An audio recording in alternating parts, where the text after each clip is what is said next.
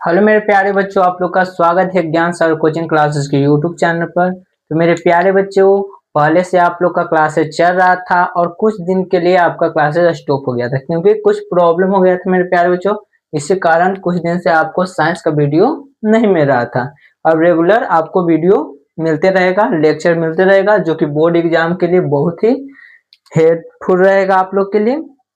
जो कि अंतिम प्रहार बैच चला था मेरे प्यार बच्चों, और उसमें हम लोग बायोलॉजी चैप्टर 1 जैव प्रकर्म स्टार्ट किए थे। तो आप लोग को पता है कि जैव प्रकर्म का सारा टॉपिक करा चुके हैं फर्स्ट लेक्चर में, और इसमें आपको एक टॉपिक बच गया था जो कि एग्जाम के लिए बहुत ही इंपॉर्टेंट टॉपिक था, जो कि था कि मानव पाचन तंत्र, यानी कि मानव पाचन तंत्र का संचित्र वर्णन करें। तो मेरे प्यारे बच्चों, ये क्वेश्चन है जो एग्जाम में 5 नंबर में आता है, इसलिए इसका अलग बना दें, क्योंकि वो लेक्चर अगर बनाते इसमें तो क्या होता है कि बड़ा लेक्चर हो जाता है, उसको देखने में आप लोग का बहुत सारा टाइम बर्बाद हो जाता है। जिसके कारण क्या कहें कि एक छोटा सा वीडियो बना दिए हैं, क्योंकि चित्र भी बनाना था, तो चित्र को भी अच्छे ढंग से आपको समझना होगा, क्योंकि चित्र पर ही ये नंबर मिलेगा, क्योंकि डायग्राम बेस्ड ये क्वेश्चन है आपका बायोलॉजी का, जो कि आपको इसमें चित्र बनाना होगा मेरे प्यारे बच्चों, और उसमें मानव पाचन तंत्र का संचित्र वर्णन, यानी कि क्वेश्चन ये कि संचित्र वर्णन करें, यानी कि चित्र बनाकर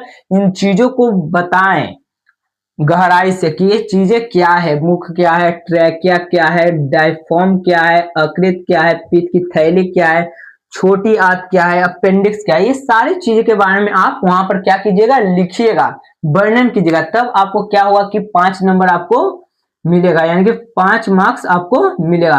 अगर आप सिर्फ इसके बारे में सिर्फ इस तरीका से लिख दीजिएगा और चित्र नहीं बनाएगा मेरे प्यारे बच्चों, तो आपको 5 नंबर नहीं मिलेगा, कहीं ना कहीं नंबर आपका काट लिया जाएगा एग्जामिनर के द्वारा। तो इसीलिए पहले आप जैसा भी चित्र हो उसको समझाने के लिए आपको बनाना होगा, क्योंकि हम चित्रकार नहीं है मेरे प्यारे बच्चों, आप लोग को दिख रहा होगा, आपको समझाने के लिए एक छोटा मोटा सा चित्र आपको सामने रखे हैं, जिसके द्वारा हम आप चीजों को समझा पाए।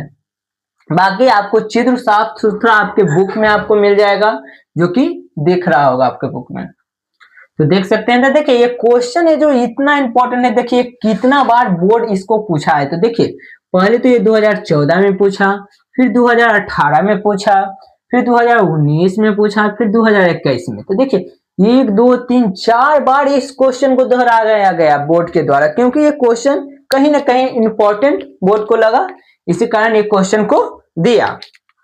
तो देखिए इन चीजों को हम लोग एक अच्छे तरीका से समझेंगे, एक एक चीजों को, और एक एक चीजों का वर्णन कर कर आपको बताएंगे कि कौन क्या है, किसका कार्य क्या होता है, किस प्रकार से मानव में पाचन तंत्र होता है, यानी कि खाना पचने की प्रक्रिया होता है। तो वो चीजें हम आपको अभी हम बताएंगे। तो पहले तो हम आपको चित्र में एक एक चीज है जिसका नाम बताएंगे पहले, क्योंकि अगर आपका नाम एक एक चीज को नहीं पता रहेगा तो आप किस प्रकार से एग्जाम में ड्रॉ कर पाएगा, नहीं हो पाएगा। इसलिए एक एक चित्र को पहले समझिए, इस चित्र को किस ये चित्र में कौन सा चीज का नाम क्या है, उसके बाद आगे आपको इसका क्या करेंगे कि वर्णन कर कर आपको चीजों को हम समझाएंगे। तो देखिए पहले आता है आपका मुख गुहा। पहला इस पॉइंट को क्या कहते हैं, मुख गुहा, यानी कि मुख गुहा से ही स्टार्ट होता है पाचन तंत्र का शुरुआती। अब देखिए ये जो पैर जैसा है मेरे प्यारे बच्चों, ये क्या है, ट्रैकिया है। तो इसको याद रखिएगा, ये क्या है, ट्रैकिया है। अब देखिए यहाँ पर एक ग्रंथि होती है जिसे हम लोग क्या कहते हैं, लार ग्रंथि कहते हैं। क्या कहते हैं मेरे प्यारे बच्चों, लार ग्रंथि। ये जो होता है ये क्या होता है, लार ग्रंथि होता है। अब देखिए नीचे आएगा थोड़ा सा, तो ये पैर जैसा है, इसको क्या बोलते हैं, तो ये ग्रासनी हो जाता है। क्या होता है, ग्रासनी। ये पहले मुख गुहा हुआ, फिर क्या है, ये पॉइंट को लार ग्रंथि कहते हैं, फिर नीचे आएंगे तो यहाँ पर आपको मिलेगा ग्रासनी मिलेगा। यहाँ पर इधर पैप जैसा जो आपको दिख रहा है ये क्या है मेरे प्यारे बच्चों, तो ट्रैकिया होता है। क्या होता है, ट्रैकिया होता है। यहाँ पर हम लोग का क्या होता है कि एक पैप के जैसा होता है, वो क्या कहलाता है, ट्रैकिया कहलाता है। अब देखिए इधर आते हैं, तो ये जो डायफॉर्म है इसको डायफॉर्म कहते हैं। ये जो संरचना है इसी को क्या कहते हैं मेरे प्यारे बच्चों, डायफॉर्म कहते हैं। क्या कहते हैं, डायफॉर्म।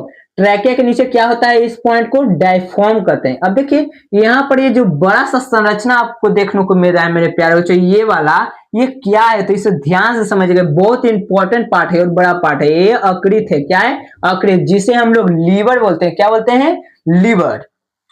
जो कि बहुत इंपॉर्टेंट है। अब यहाँ पर देखें तो यहाँ पर एक थैली जैसा होता है जिसको कहते हैं पलीहा। पलीहा होता है, क्या होता है यहाँ पर? पलीहा होता है। आप लोग के चित्र में दिख रहा है कि यहाँ पर क्या है? पलीहा है। आप लोग बुक में भी देख सकते हैं मेरे प्यारे बच्चों, उस पॉइंट को पलीहा कहा जाता है। अब यहाँ पर एक चित्र आपको मिल रहा है, इसे कहते हैं पीत की थैली कहते हैं। क्या कहते हैं? जहां पर पीत स्टोर होता है उसी को क्या कहते हैं? पीत की थैली कहते हैं। तो देखिए ये क्या है? पीत की थैली है मेरे प्यारे बच्चों। अब यहाँ पर आते हैं तो इस पॉइंट को क्या कहते हैं? इस पॉइंट को अग्नाशय कहते हैं। क्या कहते हैं? अग्नाशय। और अग्नाशय के ऊपर थोड़ा सा इस पॉइंट को अमाशय कहते हैं। अमाशय यानी कि पेट हो गया, मेरा क्या हो गया? पेट हो गया। तो ये जो मेरे प्यारे बच्चों क्या है? पेट है, जिसे अमाशय कहते हैं। ये पेट में है जिसे अग्नाशय कहते हैं। अब देखिए ये संरचना आपको देखने को मिल रहा है पैप के जैसा, जो संरचना देखने को मिल रहा है मेरे प्यारे बच्चों। और इस पॉइंट को दोनों को मिलाकर कहते हैं क्लोन कहते हैं। क्या कहते हैं? क्लोन। इस संरचना को क्या कहते हैं मेरे प्यारे बच्चों? क्लोन कहते हैं। अब यहाँ पर आएगा तो यहाँ पर एक चीज होता है, छोटी आंत होता है। क्या होता है? इस भाग को छोटी आंत कहते हैं। क्या कहते हैं? छोटी आंत। इस पॉइंट को क्या कहते हैं मेरे प्यारे बच्चों? तो छोटी आंत कहते हैं। अब देखिए यहाँ पर एक अपेंडिक्स होता है जो कि होता है, जो कि बढ़ जाने से व्यक्ति को दिक्कत होने लगता है, उसका ऑपरेशन होता है जिसके कारण अपेंडिक्स को निकाला जाता है। तो ये अपेंडिक्स होता है। यहाँ पर क्या होता है? अपेंडिक्स। जो बढ़ जाता है तो मेरे प्यारे बच्चों व्यक्तियों को दिक्कत होने लगती है जिसके कारण उसे ऑपरेशन के द्वारा उसको निकाला जाता है। अब देखिए ये सारे प्रक्रिया के नाम तो आप देख लिए। अब ये क्या है? तो ये जिसके द्वारा मल मूत्र को त्यागता है उसी को क्या कहते हैं? रेक्टम कहते हैं। रेक्टम। जिसके द्वारा अपशिष्ट पदार्थों को निष्कासित किया जाता है मेरे प्यारे बच्चों, उसी को क्या कहते हैं? रेक्टम कहते हैं। ये सारी चीजें था मेरे प्यारे बच्चों जो कि चित्र बनाकर आपको ड्रॉ करना होगा पहले तो, उसके बाद आपको इस सारे चीजों का वर्णन करना होगा एक अंकों का। जैसे मैं मुख गुहा के बारे में बताना होगा कि मुख गुहा का कार्य क्या है क्या नहीं है, ग्रासनी और ग्रसनी क्या है, उसके बाद अमाशय क्या है मेरे प्यारे बच्चों, उसके बाद अकृत यानी कि लीवर का कार्य क्या है, उसके बाद अग्नाशय क्या है, उसके बाद छोटी आंत क्या है, बड़ी आंत क्या है, इसमें क्या क्या चीजें होते हैं कार्यक्रम में, और पाचन तंत्र के कारण यानी कि पाचन जब होता है मेरे प्यारे बच्चों हमारे बॉडी में तो किस प्रकार से किसका क्या कार्य होता है, कहां पर कितना देर भोजन रहता है और किस से होते हुए भोजन निष्कासित होता है रेक्टम के द्वारा। तो ये सारे चीजें आपको बताना होगा और शब्दों में आपको लिखना होगा। तो यहाँ पर ये चित्र को समझ चुके हैं मेरे प्यारे बच्चों। आई होप सभी को समझ में आएगा ये चित्र जो कि हम आपको बताएं कि एक एक चीज कहां पर क्या है, किसको क्या बोला जाता है। तो मेरे प्यारे बच्चों इसको देखिए ठीक से और बनाने की कोशिश कीजिए अपने कॉपी में। जिस प्रकार से बनता है उस प्रकार से छोटा मोटा चित्र जरूर बनाइएगा, ये ना समझिएगा खराब चित्र हमारा बना हुआ है। तो आप थोड़ा सा कोशिश कीजिएगा तो बन सकता है चित्र, और चीजों को समझा दीजिएगा, लिख दीजिएगा ना इस प्रकार से, तो वो एग्जाम में खुद ही समझ जाएगा। तो ये सारी चीजें था। अब आगे देखेंगे मेरे प्यारे बच्चों ये 7 पॉइंट को एक एक को करके गहराई से जानेंगे कि कौन क्या है और किसका कार्य क्या है। तो इसको नोट डाउन कीजिए और आगे हम लोग देखते हैं। हेलो मेरे प्यारे बच्चों, आप लोग का स्वागत है ज्ञान सर कोचिंग क्लासेस के यूट्यूब चैनल पर। तो आप लोग को पता है मेरे प्यारे बच्चों पीछे आपको हम मानव पाचन तंत्र का संचित्र यानी कि चित्र बताए थे कि किस प्रकार से चित्र में कहां पर कौन पार्ट का क्या नाम है। और अब देखिए मेरे प्यारे बच्चों की उसका वर्णन करते हैं। वो सारे पार्ट का एक वर्णन यहाँ पर कर चुके हैं मेरे प्यारे बच्चों, उसको ठीक से आप लोग सुनिएगा और समझने की कोशिश कीजिएगा। तो देखिए 7 पॉइंट था उसमें जो कि आपको समझना था, जो कि आपको चित्र बनाकर उसमें लिखना होगा, तब आपको 5 में 5 नंबर बोर्ड देगा।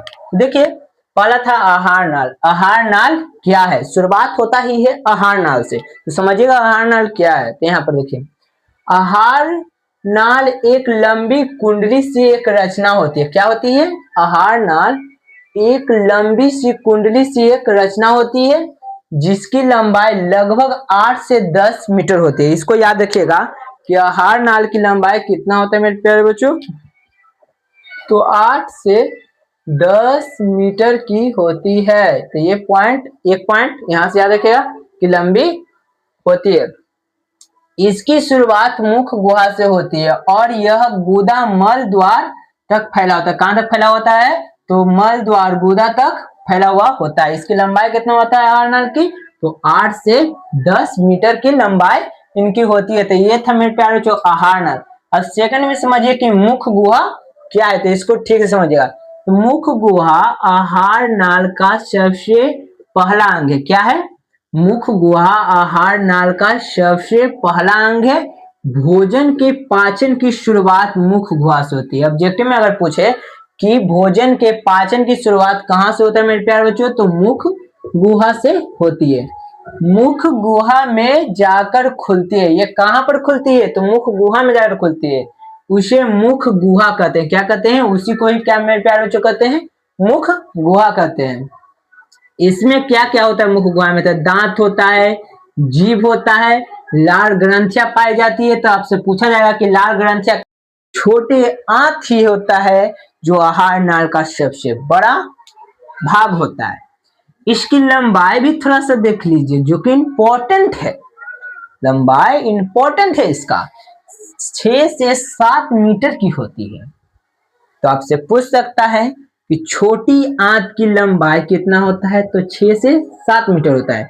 और इसकी चौड़ाई 2.5 मीटर होता है। लंबाई कितना होता है? 6 से 7 मीटर और चौड़ाई 2.5 मीटर होता है। इसमें भोजन में मिले हुए सिर्फ वसा का पाचन होता है।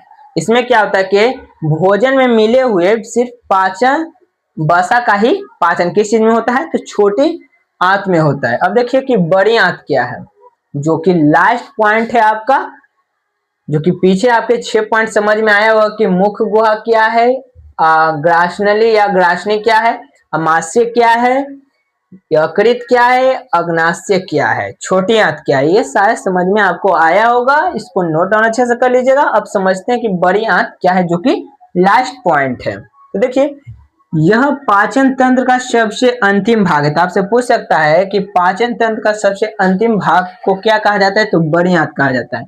जहां सिर्फ अवशिष्ट पदार्थों में मिले हुए पानी जल, क्या अवशिष्ट पदार्थों में मिले हुए पानी जल को अवशोषित कर लिया जाता है। क्या कर लिया जाता है? वहां पर अवशोषित कर लिया जाता है और बचे हुए अपशिष्ट पदार्थों को मल द्वार के रास्ते बाहर निकाल लिया जाता है।